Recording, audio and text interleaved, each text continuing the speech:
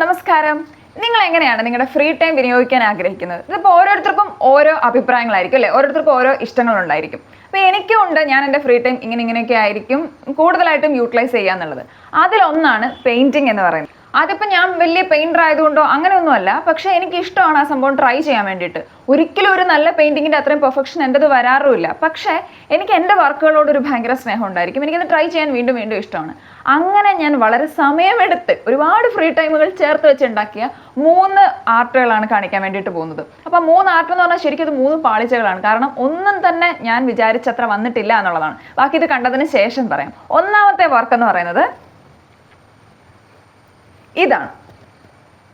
ഇത് ഞാൻ ഏകദേശം 3-4 മാസം എടുത്തിട്ട് ചെയ്ത്, അതായത് ആദ്യം കുറച്ച് ചെയ്ത് വെക്കും, പിന്നെ എപ്പോഴെങ്കിലും ആയിരിക്കും ബാക്കി ചെയ്യുന്നത്. അങ്ങനെയൊക്കെ ചെയ്ത് ഈ അടുത്തിടയ്ക്കാണ് ഞാനിത് കംപ്ലീറ്റ് ചെയ്ത് എടുത്തിട്ടുള്ളത്. ഈ കളർ ഒഴിച്ച് ബാക്കി ഒന്നും ഞാൻ പ്രതീക്ഷിച്ചതുപോലെ വന്നിട്ടേയില്ല. പക്ഷെ എനിക്ക് ഈ വർക്കിനോടൊരു പ്രത്യേക സ്നേഹമുണ്ട്. ഈ 3 പാളിച്ചകളിൽ ഭേദപ്പെട്ട ഒരു പാളിച്ച എന്ന് പറയുന്നത് ഇതാണ്.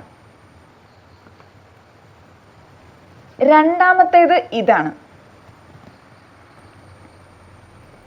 ഇതിപ്പോൾ എന്താണെന്ന് ഐഡൻറ്റിഫൈ ചെയ്യാൻ പറ്റുന്നുണ്ടോ എന്ന് എനിക്കറിയില്ല. ഞാൻ ഉദ്ദേശിച്ചത് ഒരു മഞ്ഞിൽ കുളിച്ച പ്രഭാതം, അങ്ങ് ദൂരെ എവിടുന്നോ പൊട്ടിവിടരുന്ന സൂര്യകിരണങ്ങൾക്കിടയിൽ 2 കലമാൻ, ഇതൊക്കെയാണ് ഞാൻ ഉദ്ദേശിച്ചത്. എങ്കിലും ഞാൻ വരച്ചു വന്നപ്പോൾ ഇത് കുറച്ച് ഡള്ളായിപ്പോയി. ഞാൻ ഉദ്ദേശിച്ചൊരു കളറ് ഇതിന് കിട്ടിയിട്ടില്ല.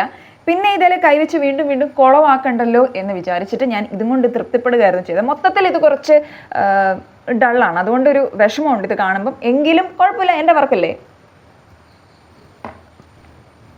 ഇനി മൂന്നാമത്തേത്, ഇത് ഞാൻ ആഗ്രഹിച്ച് അതായത് ഇത് ചെയ്യണം, വരയ്ക്കണം എന്നൊക്കെ ആഗ്രഹിച്ച് ഒരുപാട് കാലങ്ങൾ വെയിറ്റ് ചെയ്തിട്ട് ഞാൻ ചെയ്ത ഒരു വർക്കാണ്.